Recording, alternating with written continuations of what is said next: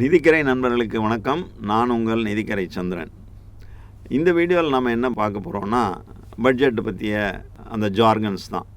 ஏற்கனவே 2 வீடியோவில் நீங்கள் பார்த்தீங்க. இந்த வீடியோலையும் அதை தான் நம்ம தொடர்ந்து பேச போகிறோம். மீதி என்னென்ன விஷயங்கள் பட்ஜெட் சம்மந்தமாக இருக்குன்னு. இதுக்கு வழக்கம் போல் நம்ம மூத்த பத்திரிகையாளர் சைபர் சிம்மன் நம்மோட இணைந்திருக்கிறார். வணக்கம் சிம்மன். வணக்கம் சந்திரன். நம்ம கடந்த வீடியோலையும் அந்த ஜிடிபி பற்றி முடித்தோம். ஜிடிபி பற்றி சுருக்கமாக சொல்லியிருக்கேன். அதுக்கப்புறம் இந்த ஃபாரெக்ஸ் கரண்ட் அக்கௌண்ட்டு இது அந்த கட்டாயம். இப்போது நீங்கள் ஜிடிபி அப்படின்னு சொன்னீங்கல்ல, ஜிடிபி அப்படிங்கிறது என்ன அப்படின்னா கிராஸ் டொமஸ்டிக் ப்ராடக்ட், அதாவது மொத்த உள்நாட்டு உற்பத்தி அப்படின்னு சொல்லுவாங்க. ஸோ மொத்த உள்நாட்டு உற்பத்தியில் எதெல்லாம் அடங்கும் அப்படின்னா, நம்ம போன வீடியோவிலே சொன்ன மாதிரி நம்ம 3 செக்டார் சொன்னோம். அக்ரிகல்ச்சரல் செக்டார், மேனுஃபேக்சரிங் செக்டார், அப்புறம் சர்வீஸ் செக்டார். இந்த 3 செக்டார்லேயும் நம்ம உள்நாட்டில் என்னென்ன அளவு உற்பத்தி நடக்குதோ அதனோட மொத்த மணி வேல்யூ சேர்ந்தது மணி வேல்யூ கன்வெர்ட் பண்ணி அதை ஜிடிபி அப்படின்னு சொல்கிறோம். இந்த ஜிடிபி அப்படிங்கிறது தொடர்ந்து உற்பத்தி அதிகரிக்க நாட்டோட வளர்ச்சி அதிகரிக்குது அப்படிங்கிறதோட ஒரு இண்டிகேட்டிவ் ஃபிகர். ஏன்னா பல விஷயங்கள் வெளிநாட்டிலேருந்து நம்ம இறக்குமதி பண்ணுவோம்.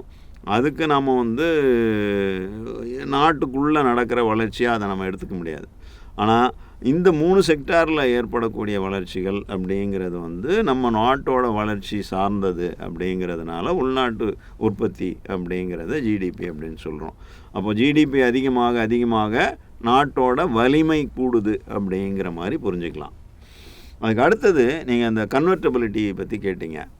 இந்த கன்வெர்ட்டபிலிட்டியில் 2 விதமான கன்வெர்ட்டபிலிட்டி இருக்குது. ஒன்று கரண்ட் அக்கௌண்ட் கன்வெர்ட்டபிலிட்டி, ரெண்டாவது கேபிட்டல் அக்கௌண்ட் கன்வெர்ட்டபிலிட்டி. இந்த கரண்ட் அக்கௌண்ட் கன்வெர்ட்டபிலிட்டி, இது கேபிட்டல் அக்கௌண்ட், இது ரெண்டுமே எங்கே வரும்னா நம்ம ஃபாரின் எக்ஸ்சேஞ்சில் வரும். இந்த ஃபாரின் எக்ஸ்சேஞ்சில் அப்படின்னா நம்ம இறக்குமதி பண்ணுறோம், ஏற்றுமதி பண்ணுறோம். அது ரெண்டுத்துக்கும் உண்டான டிஃப்ரென்ஸ், அதாவது 100 ரூபா நம்ம ஏற்றுமதி பண்ணுறோம், 120 ரூபா இறக்குமதி பண்ணுறோம் அப்படின்னா 20 ரூபா அங்கே ஷார்ட்டேஜ் வரும். அது நம்ம பேலன்ஸ் ஆஃப் பேமெண்ட் அப்படிங்கிறதுல அப்போ நெகட்டிவாக 20 ரூபான்னு இருக்கும். இதுவே 500 ரூபாய்க்கு நம்ம ஏற்றுமதி பண்ணுறோம், ஒரு 300 ரூபாய்க்கு தான் இறக்குமதி பண்ணுறோன்னா 200 ரூபா நம்ம கையில் இருக்கும். அதாவது இது ரூபா கணக்கில் இல்லை, டாலர் கணக்கில்.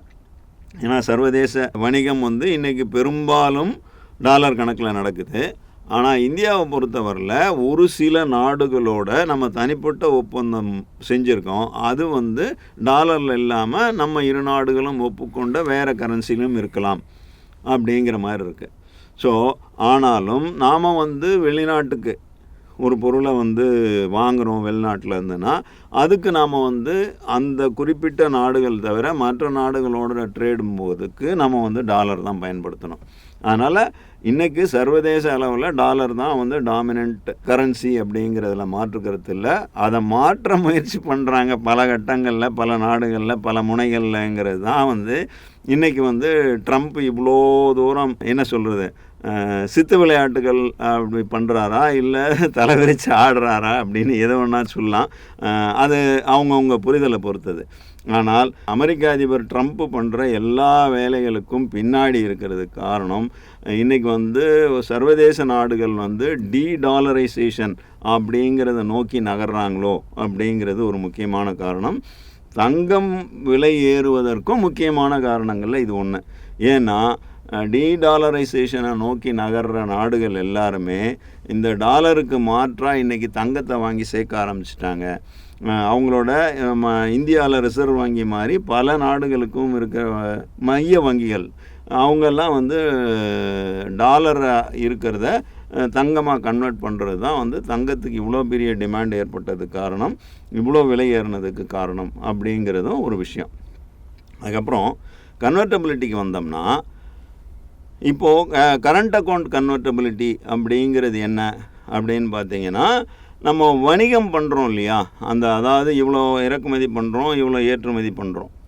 ஸோ அந்த விஷயத்தில் நமக்கு டாலர் கன்வர்ஷன் பண்ணுறோம், யூரோவை கன்வெர்ட் பண்ணுறோம், இல்லை எண்ணா கன்வெர்ட் பண்ணுறோம். இந்த மாதிரியான மாற்றம் அப்படிங்கிறது கரண்ட் அக்கௌண்ட் கன்வெர்ட்டபிலிட்டி, இறக்குமதிக்கும் ஏற்றுமதிக்கும் செய்யக்கூடிய விஷயங்கள்.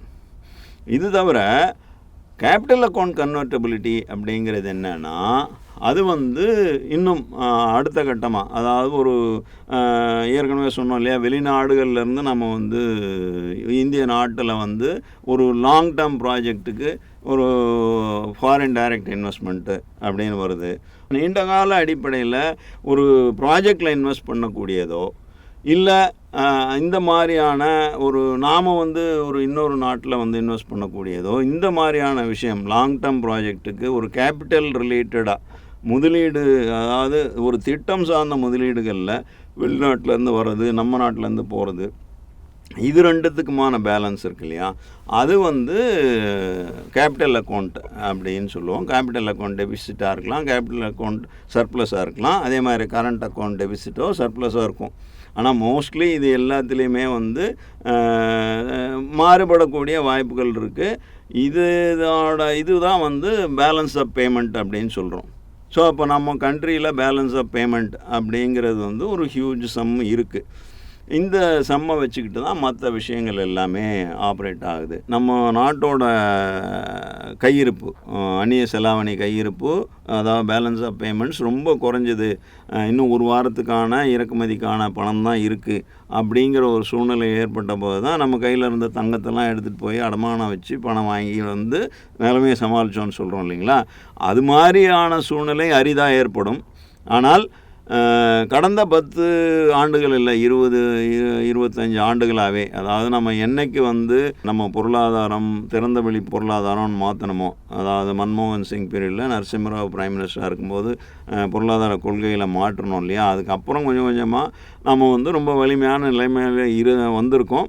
இன்றைக்கி வந்து போதுமான அளவு வந்து நம்ம கையில் பேலன்ஸ் ஆஃப் பேமெண்ட்ஸ் இருக்குது. ஃபாரின் எக்ஸ்சேஞ்சை பொறுத்தவரையில் அது டாலர் ஆகட்டும் இல்லை மற்ற கண்ட்ரிகளோட நாணயங்களாகட்டும், நமக்கு வந்து என்ன சொல்கிறது, அச்சப்பட வேண்டிய அளவில் நம்ம வெளிநாட்டு கையிருப்பு, அதாவது வெளிநாட்டு நாணய கையிருப்பு இருக்குது அப்படின்னு நம்ம பயப்பட வேண்டியதில்லை, போதுமான அளவு இருக்குது அப்படின்னு சொல்லலாம்.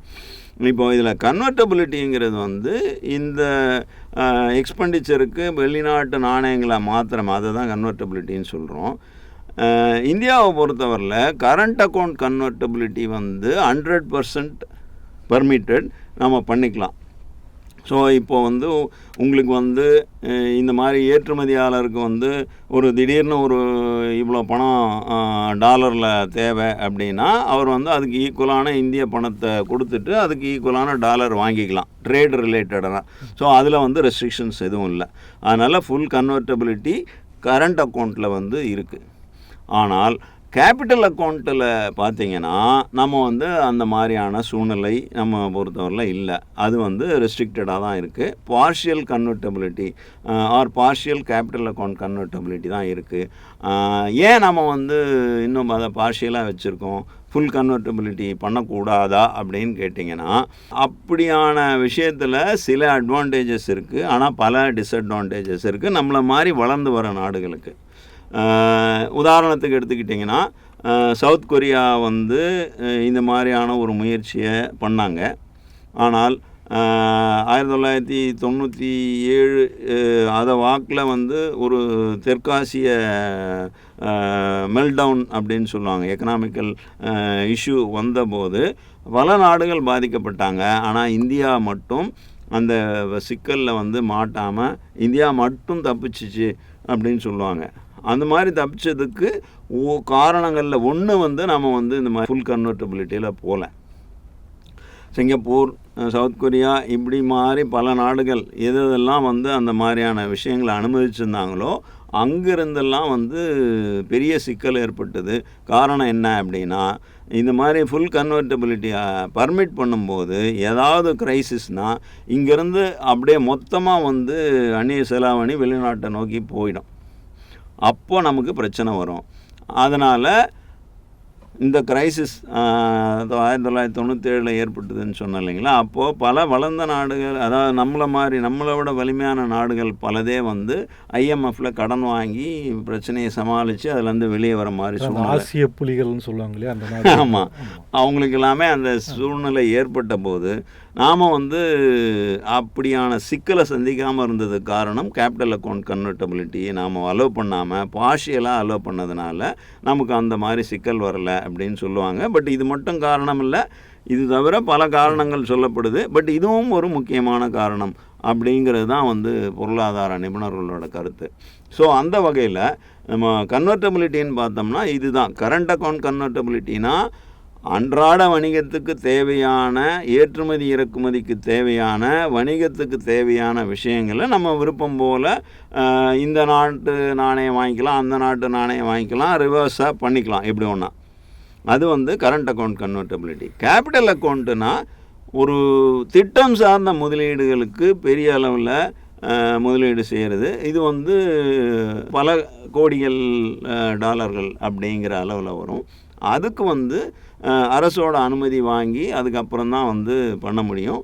அதில் நம்ம விருப்பம் போல் பண்ண முடியாதுங்கிறதுனால அதில் ரெஸ்ட்ரிக்ஷன்ஸ் எல்லாம் இருக்குது. அதை தான் பார்ஷியல் கன்வெர்ட்டபிலிட்டி அப்படின்னு சொல்கிறோம். அது கேபிட்டல் அக்கௌண்ட்டில் இன்றைக்கும் இந்தியாவில் தொடருது. சரி, இப்போ அடுத்ததாக இந்த டிடிஎஸ் டிசிஎஸ் அப்படின்னு சொல்கிறாங்க இல்லையா? ஆமாம், அதை பற்றி பார்ப்போம். டிடிஎஸ் டிசிஎஸ் அப்படிங்கிறது வந்து, டிடிஎஸ்ன்றது டேக்ஸ் டிடக்ஷன் அட் சோர்ஸ். அது பெரும்பாலும் எங்கெங்கெல்லாம் நடக்கும் அப்படின்னு சொன்னீங்கன்னா, இப்போ நம்ம ஈவன் வங்கியில் வந்து வட்டி கொடுக்குறாங்க நம்ம டெபாசிட் போட்டோம்னா, அதுக்கே வந்து ஒரு லிமிட் வச்சுருக்காங்க. இந்த லிமிட்டுக்கு மேலே நீங்கள் வந்து உங்களுக்கு வட்டி வருது அப்படின்னா நாங்கள் டிடிஎஸ் பிடிப்போம். டிடிஎஸ் அதாவது டேக்ஸ் டிடக்ஷன் அட் சோர்ஸ்னால், அந்த வங்கி உங்களுக்கு வட்டி கொடுக்குறதில்ல, உங்களுக்கு வந்து ஒரு தொகையை பிடிச்சிக்கிட்டு மீதியை கொடுத்துரும்.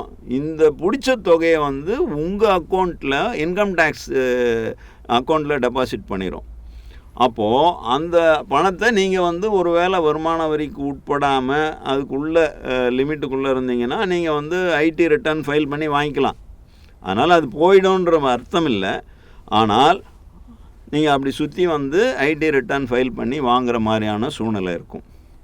இது வந்து நான் உதாரணத்துக்கு வந்து பேங்க்கில் போடுற டெபாசிட்டில் வரக்கூடிய வட்டிக்குன்னு சொன்னேன். இது மாதிரி பல விஷயங்கள் இருக்குது. இது வந்து டிடிஎஸ். அப்புறம் டிசிஎஸ் அப்படின்னு என்னென்னா டேக்ஸ் கலெக்டட் அட் சோர்ஸ் அப்படின்னு சொல்லுவாங்க. இதுக்கு நம்ம ஒரு உதாரணம் சொல்லணும் அப்படின்னா, நீங்கள் ஒரு வீடு விற்கிறீங்கன்னு வச்சுங்களேன். அந்த வீடு விற்றீங்கன்னா அது வந்து ஒரு 30 லட்சம் ரூபாய்க்கு மேலே விற்பனை ஆகுது அப்படின்னா, அந்த பணம் வந்து உங்களுக்கு கொடுக்கும்போது அதில் வந்து ஒரு தொகையை வந்து உங்களுக்கு விற்பனை செய்கிறாரு அவர் வந்து பிடிச்சி உங்களோட அக்கௌண்ட்டில் டெபாசிட் பண்ணிடுவார். அந்த பணமும் நீங்கள் வந்து கணக்கு காமிச்சு உங்கள் டேக்ஸ் ப்ராக்கெட்டுக்குள்ளே வரல, உங்களுக்கு அந்த கேபிட்டல் கெயின் டேக்ஸ் எல்லாம் வந்து அதுக்குள்ளே பே பண்ணியிருக்கீங்க, எக்ஸ்ட்ராவாக இப்போ பிடிச்சிருக்காங்கன்னா அந்த எக்ஸ்ட்ரா அமௌண்ட்டை நீங்கள் வாங்கிக்கலாம். அது வந்து tax collection at source. So இந்த மாதிரி 2 விதம் இருக்குது. இது ரெண்டுமே இன்கம் டேக்ஸ் ரிலேட்டடான விஷயங்கள் தான். அதை வந்து ஒரு விஷயம் வந்து டேக்ஸ் டிடக்ஷன் அட் சோர்ஸ்னும் டேக்ஸ் கலெக்ஷன் அட் சோர்ஸ் அப்படின்னு சொல்கிறாங்க. அடுத்ததாக அந்த கம்ப்ளைண்ட்ஸ் மெக்கானிசம்னு சொல்கிறாங்களே, அதை பற்றி பார்ப்போம். கம்ப்ளைண்ட்ஸ் மெக்கானிசம் அப்படிங்கிறது வந்து நம்ம ரெகுலேஷன்ஸ், பல ரெகுலேஷன்ஸ் இருக்குது. தொடர்ந்து புதுசாக ரெகுலேஷன்ஸ் எல்லாம் வந்துக்கிட்டே இருக்குது. இந்த ரெகுலேஷன்ஸுக்கெல்லாம் உட்பட்டு நாம் வந்து செயல்படுறோமா அப்படிங்கிற விஷயந்தான் வந்து நம்ம வந்து கம்ப்ளையன்ஸ் அப்படின்னு சொல்கிறோம். அதனால் இது வந்து என்ன அப்படின்னா, முற்பட்டு நடந்தால் நம்ம கம்ப்ளைண்ட் டு ரெகுலேஷன்ஸ் அப்படிங்கிறது தான். இப்போ பட்ஜெட் பற்றி பார்த்துக்கிட்டு இருக்கோம். அதில் அந்த பட்ஜெட் இருக்குது, அது ஓட் ஆன் அக்கௌண்ட்டுன்னு சொல்கிறாங்க, அப்புறம் ஃபைனான்ஸ் பில்னு சொல்கிறாங்க. அது என்ன? கட்டாயம். இதில் வந்து ஓட் ஆன் அக்கௌண்ட் அப்படிங்கிறது வந்து என்ன அப்படின்னு கேட்டிங்கன்னா, பெரும்பாலும் எலெக்ஷன் நடக்கக்கூடிய ஒரு ஆண்டில் வந்து அந்த இடைக்கால பட்ஜெட்டாக தாக்கல் பண்ணுறத வந்து ஓட் ஆன் அக்கௌண்ட்டுன்னு சொல்லுவாங்க. உதாரணத்துக்கு இந்த வருஷத்தை நீங்கள் எடுத்துங்களேன். இந்த வருஷம் தமிழ்நாட்டில் வந்து எலெக்ஷன் நடக்க போகுது. ஸோ இப்போது கரண்ட்டில் இருக்கிற ஸ்டாலின் தலைமையிலான அரசுக்கு வந்து அடுத்து தேர்வாகி அவங்களே தான் ஆட்சிக்கு வருவாங்களா வரமாட்டாங்களான்றது நமக்கு யாருக்கும் தெரியாது, அவங்க உட்பட. அப்போது மக்களால் தேர்ந்தெடுக்கப்பட்ட அரசு தான் பட்ஜெட் போட்டு பண்ணணுங்கிற போது இவங்க வந்து தேர்தல் நடக்கிற பீரியட் வரைக்குமான காலத்துக்கு அரசுக்கு தேவையான நிதிக்கு ஒப்புதல் வாங்குவாங்க. அதனால் இதை இடைக்கால பட்ஜெட்டுன்னு சொல்கிறோம். இந்த மாதிரியான இடைக்கால பட்ஜெட்டை தான் வந்து ஓட் ஆன் அக்கௌண்ட்டுன்னு சொல்லுவாங்க. இது வந்து மாநில அரசுக்கும் பொருந்தும், மத்திய அரசுக்கும் பொருந்தும். ஸோ மத்திய அரசு தேர்தல் நடக்கக்கூடிய ஆண்டில் மத்திய அரசும் இதே மாதிரி ஒரு இடைக்கால பட்ஜெட் தான் தாக்கல் பண்ணுவாங்க. ஸோ அதுக்கப்புறம் எலெக்ஷன் நடந்து மக்களால் தேர்ந்தெடுக்கப்பட்ட உறுப்பினர்கள், அது சட்டசபையாகட்டும் இல்லை மக்களவையாகட்டும், அதுக்கு தேர்ந்தெடுக்கப்பட்ட உறுப்பினர்கள்லாம் வந்து புதிய அரசு பதவியேற்றதும் மீதி காலத்துக்கு, அந்த நிதியாண்டின் மீதி காலத்துக்கு அந்த புதிய அரசு வந்து பட்ஜெட்டை தாக்கல் பண்ணும். அதனால் அந்த காலம் தவிர இந்த இடைக்காலத்துக்கு தேவைப்படுற நிதிக்கு ஏற்பாடு செய்கிற ஒரு வழியை தான் வந்து ஓட் ஆன் அக்கௌண்ட் அப்படின்னு சொல்கிறாங்க. அதுக்கு அடுத்தது அப்ராப்ரியேஷன் பில் அப்படிங்கிறது என்னென்னா, ஒரு அரசு தன்னோட செலவுகளுக்கு அனுமதி கேட்டு தாக்கல் செய்கிற ஒரு பில், அதுதான் வந்து அப்ராப்ரியேஷன் பில் அப்படின்னு சொல்கிறோம். அதுக்கப்புறம் ஃபைனான்ஸ் பில் அப்படிங்கிறது அதனோட எக்ஸ்டென்ஷன். அது என்னென்னா, ஃபுல் பட்ஜெட் தாக்கல் செய்து, அதில் வந்து ஃபுல் பட்ஜெட்டுனா ஒரு டேக்ஸ் ஸ்ட்ரக்சர்லாம் மாற்றங்கள்லாம் கொண்டு வரதுக்கு வாய்ப்பு இருந்தது முந்தின காலங்களில். இப்போவும் ஏதாவது இருக்குது அப்படின்னா, நம்ம ஏற்கனவே பேசின மாதிரி சென்ட்ரல் எக்ஸைஸில் கொஞ்சம் டேக்ஸ் கூட்டலாம், குறைக்கலாம். அதே மாதிரி கஸ்டம்ஸ் டியூட்டியில் சில விஷயங்களை டிங்கர் பண்ணலாம். ஜிஎஸ்டினா நம்ம ஏற்கனவே சொன்ன மாதிரி அது வந்து ஜிஎஸ்டி கவுன்சில் தான் பண்ண முடியும். ஆனால் அப்புறம் மாநில அரசுகளுக்கு வந்தீங்கன்னா அங்கேயும் இது பொருந்தும். கிட்டத்தட்ட மாநில அரசுகளுக்கு பல விஷயங்களில் வரியை கூட்டலாம், குறைக்கலாம். ஸோ அந்த மாதிரி வரி கூட்டல் குறைச்சல் எல்லாத்தையும் சேர்த்து ஒரு முழு விஷயத்தை வந்து ஃபைனான்ஸ் பில் அப்படின்னு சொல்லுவோம். அப்படி இல்லாமல் செலவுக்கு மட்டும் பர்மிஷன் கேட்டு பண்ணுறத வந்து அப்ராப்ரியேஷன் பில் அப்படின்னு சொல்கிறாங்க. ஸோ இப்போ அதுக்கு அடுத்தது நம்ம இன்னொரு ரிலேட்டட் விஷயம் பார்க்கணும் அப்படின்னா, அந்த பாலிசி, அந்த பாலிசி விஷயத்தில் 2 விதமான பாலிசி சொல்லுவாங்க. ஒன்று வந்து ஃபிஸ்கல் பாலிசி, இன்னொன்று மானிட்டரி பாலிசி. இந்த ஃபிஸ்கல் பாலிசி, மானிட்டரி பாலிசி அப்படிங்கிறது என்னென்னா, ஃபிஸ்கல் பாலிசி வந்து சென்ட்ரல் கவர்மெண்ட்டோட கொள்கை. அதனால் அந்த விஷயத்தில் ஃபைனான்ஸ் மினிஸ்ட்ரி தான் வந்து ஒரு ஃபைனல் டெசிஷன் எடுக்கும்.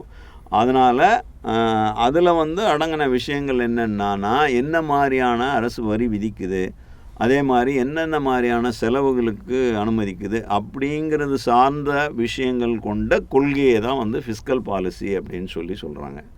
அப்போது அதை நிர்வகிக்கிறது வந்து மத்திய அரசு, குறிப்பாக finance department of the central government. அதுக்கப்புறம் மானிட்டரி பாலிசி அப்படிங்கிறது என்ன அப்படின்னா, ஒரு நாட்டில் பொருட்களோட விலையேற்றம், இறக்கம், இந்த இன்ஃப்ளேஷன், இந்த மாதிரியான விஷயங்கள் சார்ந்ததை கண்ட்ரோல் பண்ணுறது. அதை வந்து மத்திய அரசு நேரடியாக பண்ணாது. அதை பண்ணக்கூடிய அதிகாரம் வந்து இந்திய ஸ்ட்ரக்சரை பொறுத்தவரையில் ரிசர்வ் பேங்க்குக்கு தான் இருக்குது. ஸோ ரிசர்வ் பேங்க்கு தன்னோட பல்வேறு வழிமுறைகள், தன்னோட பல்வேறு கொள்கை முடிவுகள் சார்ந்த ரெப்போ ரேட்டுலாம் இதில் தான் வரும் இல்லையா? கட்டாயம் ரெப்போ ரேட்லாம் அதில் தான் வரும். அதனால் இந்த மானிட்டரி பாலிசி இந்தியாவை பொறுத்தவரையில் மத்திய அரசோட நிர்வாகத்தில் இல்லை, இந்திய ரிசர்வ் வங்கியோட கட்டுப்பாட்டில் இருக்குது. ஸோ அதனால தான் ரிசர்வ் வங்கி வந்து ஆரம்ப காலங்கள், அதாவது எனக்கு நினைவு தெரிஞ்ச காலங்கள்லாம் வந்து காலாண்டுக்கு ஒரு முறை அந்த ரிசர்வ் பேங்க் வந்து தன்னோட மானிட்டரி பாலிசி கமிட்டியை கூட்டி அதில் முடிவெடுத்து அப்படி பண்ணிக்கிட்டு இருந்தாங்க.